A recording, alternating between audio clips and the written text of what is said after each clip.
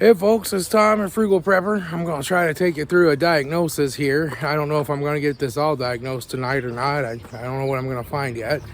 But I figured I'd try to bring you along. So let's go over this. Alright, so this truck has a problem dying. And what it does is it loses electrical power. Let me get the key out of my key drop here. So what happens is he said that he'll be driving along and everything inside loses power and the engine dies. And then sometimes he has to wait like 10-15 minutes and then it'll restart and it'll run again. And here recently he's had problems where he'll be driving down the highway at like 70 miles an hour and everything inside loses power, but the engine keeps running, and then the power will come back. He put a new ground cable in between the firewall and the block, thinking maybe it was some kind of a bad ground, and the problem still occurs. I believe he said this was a 14. Let me unlock it here. We'll check the door. Make sure it's a 14. Oh. Manufactured 7 to 13. That will make it a 14.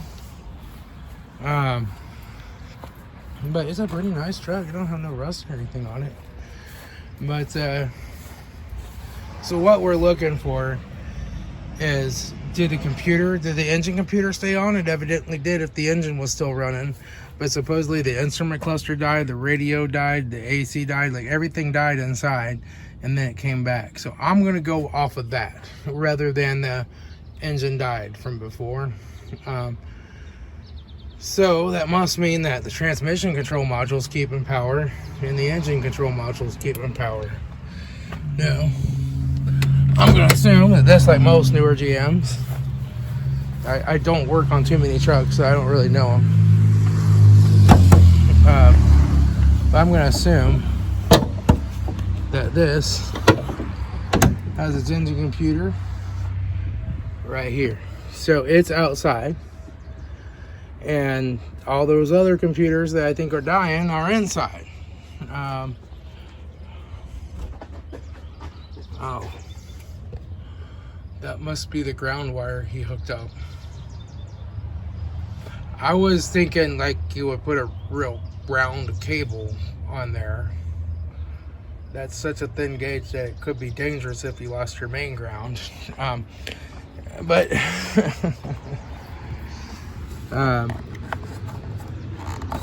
it's got the positive connection right here. And that goes to this thing right here. I don't know, before I go into it too far, what I want to do is scan it for codes. He also said that he did put a new alternator on it, and it looks like it does have a new alternator. And he tested the battery with the scan tool, and it tested good. So, I could test the battery, but I don't think it's a battery because it starts up afterwards. You know, it's not like a battery's dying, but it could be a loose connection. So what we'll do first is we'll get the scan tool and hook that up.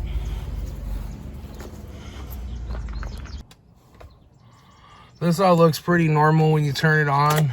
All the lights are working. We have all the lights on the dash here for the test mode, and then the check engine light should stay on. It does. And we have a message that says, hey, the hood's open. It is. All the gauges appear to be working. The radio's working. The AC controls seem to be activated. So right now, everything appears to have power. So let's go ahead and get the scan tool out and see what we see. So I'm just gonna go here to diagnose.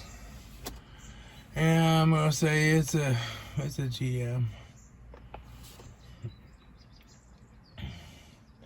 Uh-oh, it's got a loaded update. Oh crap. My firmware is being updated.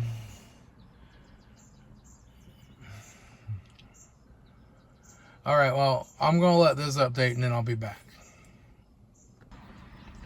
All right, the firmware updated. Now loading. It just connected to the dongle. We're going to do an automatically search. Oh, wait on. Automatically search. And yes, we will find it automatically. Okay. 2014 vehicle source is Mexico. Sierra light duty truck, 5.3 liter engine. Say yes.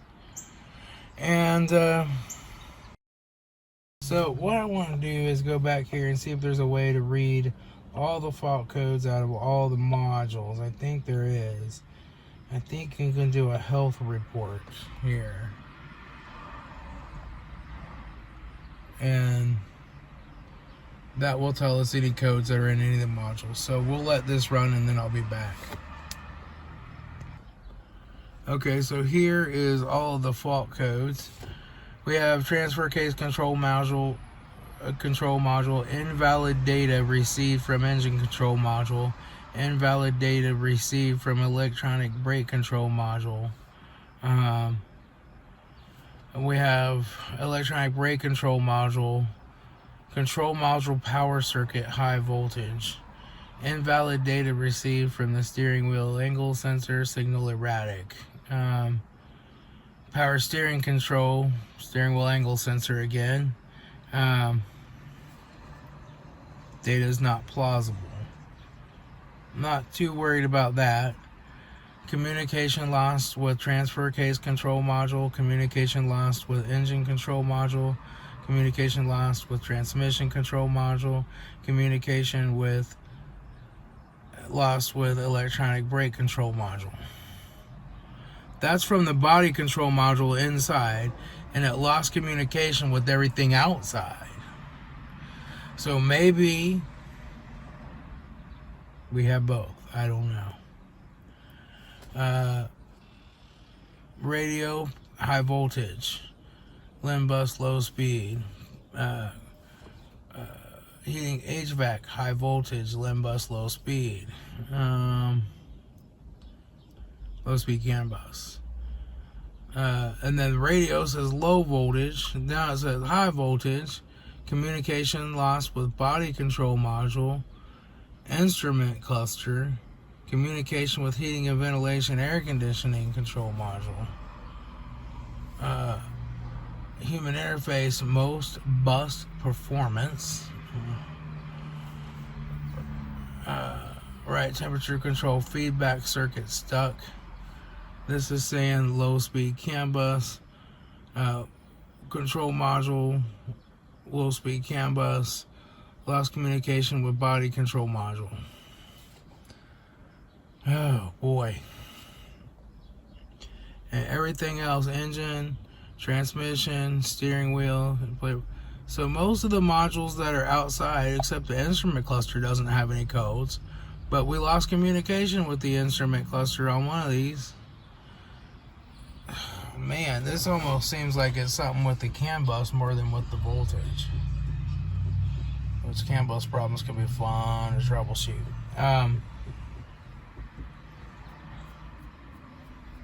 I guess what I'm going to do is just go up here and look at the battery, do a battery test on it, make sure the battery's really good, make sure that it looks like it has a good ground. We're going to check for voltage drop between the chassis and the battery, and the chassis and the block. Just do some basic power tests and observations. And if I don't get anywhere there, I might pull up a wiring diagram and be like, hey, what's powering all this stuff inside that's lost communication versus powering all this stuff outside, and try to find if there's a connection in common. If I don't get anywhere there, I'm going to hook up the scope and trace the CAN bus. Just check the CAN bus and see if it looks normal. And then maybe take it for a drive and try to get it to do it. And see if the CAN bus goes flaky, right? If the CAN bus goes flaky, then what we have to do is try unplugging some of these things that it can't communicate with. and see if one of those modules is causing it to draw. Is it drawing down the CAN bus, or do we have a short in the CAN bus wiring? And it's intermittent, so it's going to be really, really hard one to troubleshoot. I don't know if I'm going to get this one, but we're going to give it a shot. We're getting 12.7 volts at the battery, so let's start it up. Let's see how she starts. That seems fine.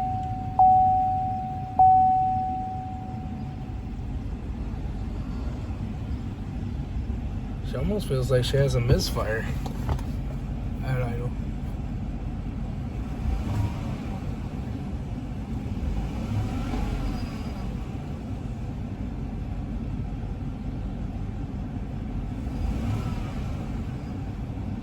I don't know, it's not giving any misfire codes.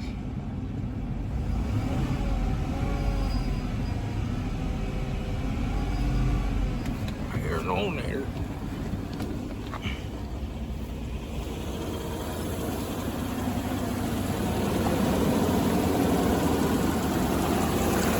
You know, holy crap, we're now 14.7 volts.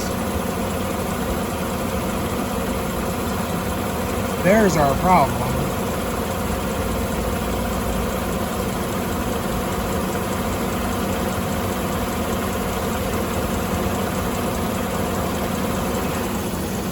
Hang on.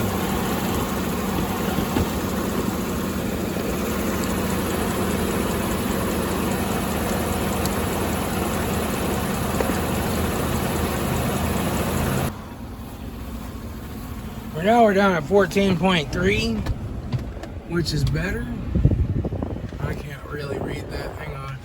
But when I revved this thing up, I heard the alternator going like whooshie, whoop, like it was running unregulated.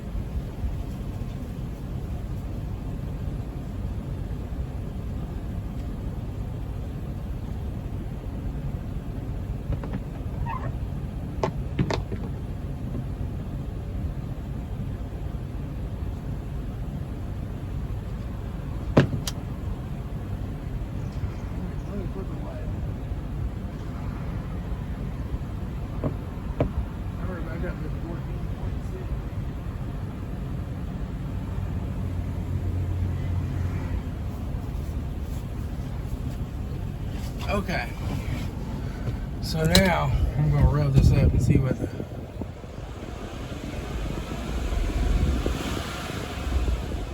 Now it's not making that sound and the voltage has come back down to 14.3.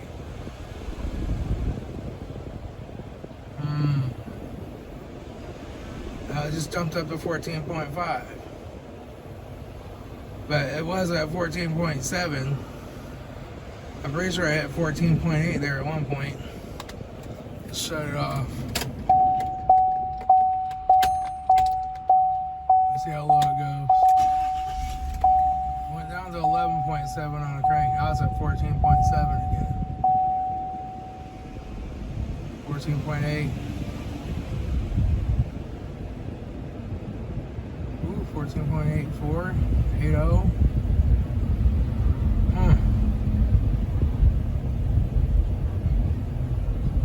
You want to bet the alternator is putting out too much voltage at certain times, and it is throwing the CAN bus off. It is throwing high voltage codes in all the modules like it was. I think what I'm going to do is hook the scope up to this power output and look for ripple coming off of that alternator. See if it's putting out a dirty signal. I'm betting you, he said he replaced the alternator, but I think he replaced that before these problems started. I think he's got a bad alternator. I'm just guessing at this point. I don't really know, have any proof yet, but we're gonna see. I think that's the path I'm gonna choose.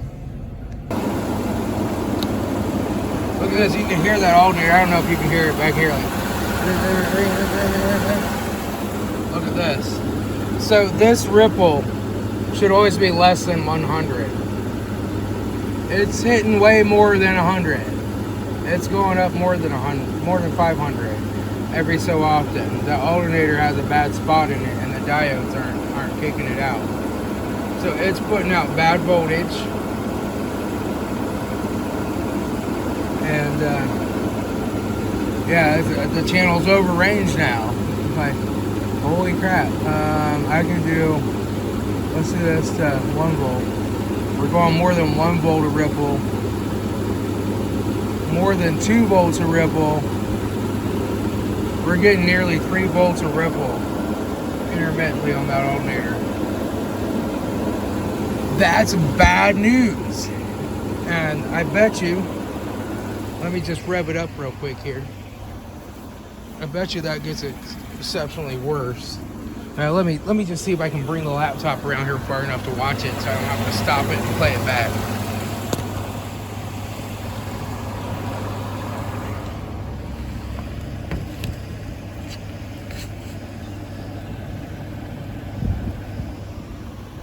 Let's see. If we rev it up here, let's see what it does.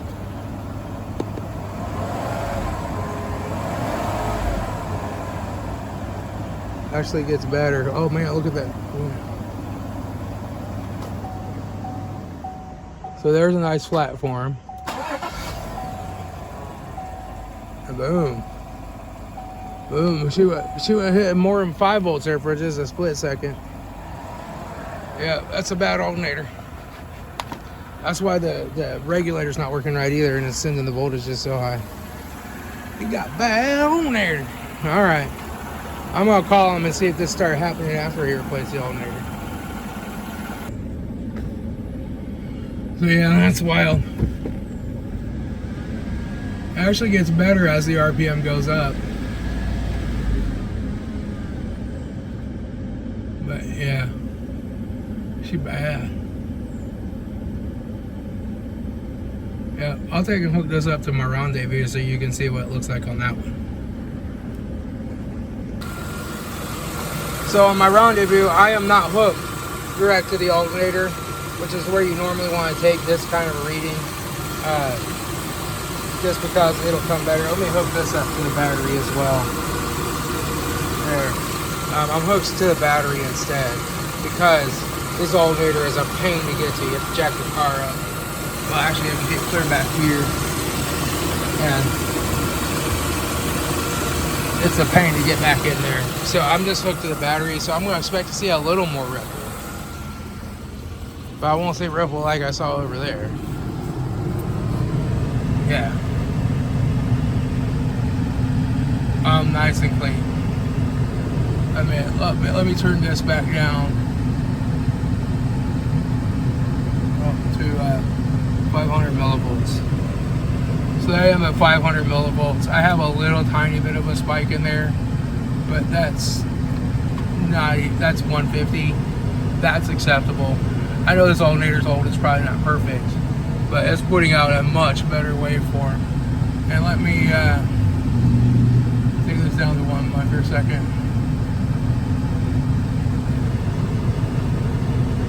Much better. And I got my power inverter on right now too, so let me turn it off.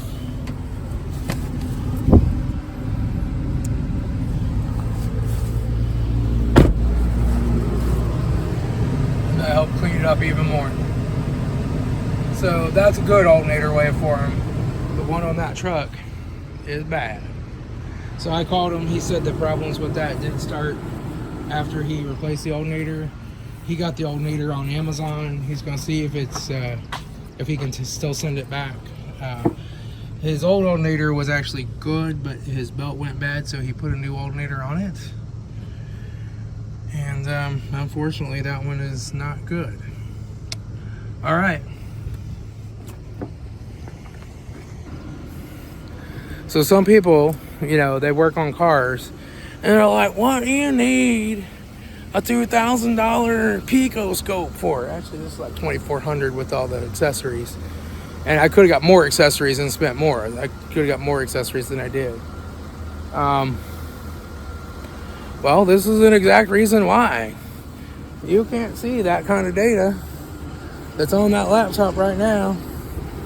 You can't see this without a scope. Now, it doesn't have to be a Pico Scope. There's other automotive oscilloscopes, but Pico Scope's the best. Pico Scope isolates their grounds from each other too, so you can have each circuit tested with a separate ground path. Pico Scopes are the best there are. And if you're going to get serious about diagnosing cars, you're going to need a Pico Scope. All right. The owner did say that alternators that happened after he replaced the alternator. So he's going to put the old one back on. And the old one was good, but he had a bad belt, so he replaced the alternator too. He's going to take this alternator and send it back, and hopefully get a refund. All right, I'll talk to y'all later. It's Tom, your Frugal Prepper.